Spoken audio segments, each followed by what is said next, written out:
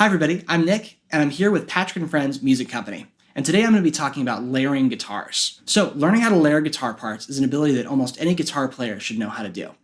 And that's because oftentimes when we're in the studio, we're going to have to play several different guitar parts and have them work together.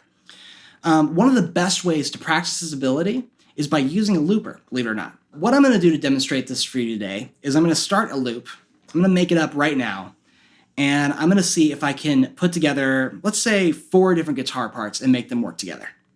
So I'll start off with a bass line just to kind of give me something to build off of. Let's do this.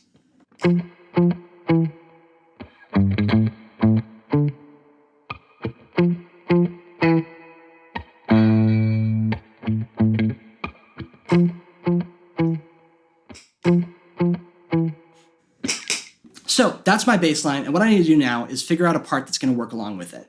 There's a lot of different options for me, but I'm going to start off by playing kind of some upper structure chords, just to outline my changes a little bit more. I think what I'll do for this one is I'll use a little bit of chorus, just to make kind of add that luscious sound, and just a little bit of delay. Let's try this out.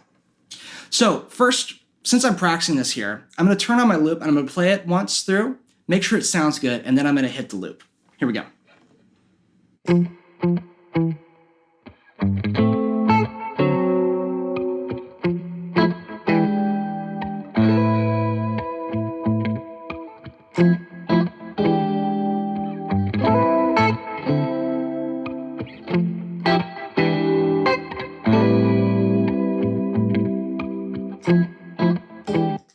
Okay.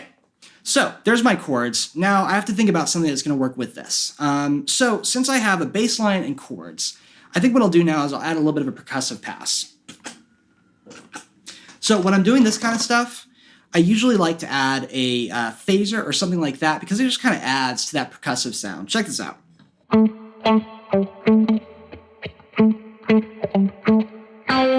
going to try to add something like that. Let's turn off this overdrive, and I'm going to turn on this compressor here, just to add a little bit more clarity.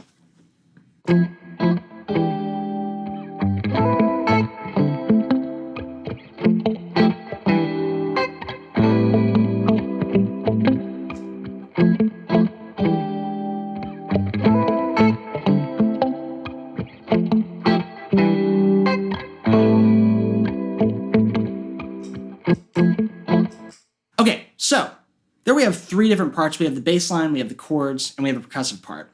So thinking about what we could add now, I have a lot of different options, but I think what I'm going to do is I'll add some sort of a kind of a pad to it.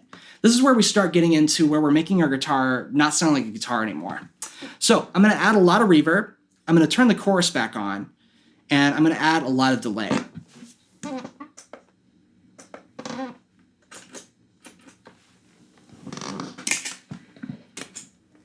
And you know what? Instead of chorus, I think I'll use vibrato.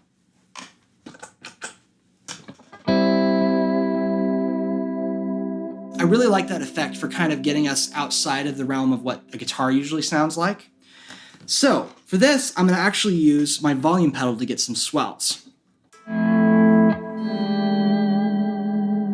This is the vibe I'm going to go for. Let's try it out.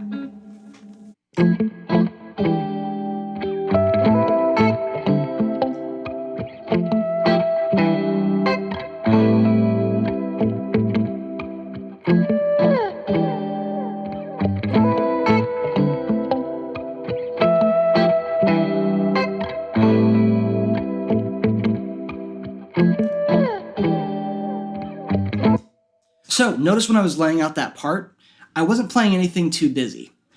Whenever you have a lot of reverb and delay going, it's really easy to make that too muddy by being too busy with what you're playing. So what I would do is I was just playing some harmonics, some swells. So now that I have all my parts down, I'm going to try soloing over this to see if it feels good.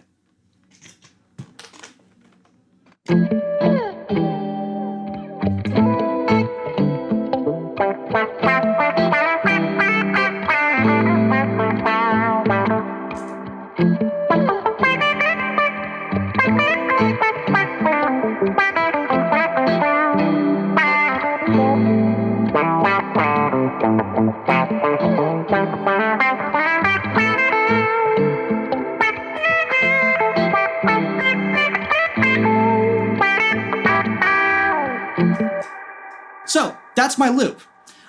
This is something that you can do at home. All you need is a looper and a few effects, and you can right away start practicing layering in these different parts. You'll be glad you practiced this ability. Just remember, when you're practicing this at home, make sure to differentiate those different guitar parts. I use that simple formula, which is I play a bass line, chords, then something percussive, and then some sort of a pad. But there's all sorts of different ways that you can experiment with this. Just make sure to try it at home and have fun with it. Thank you guys so much for checking this out, and thank you for contributing to the Patreon.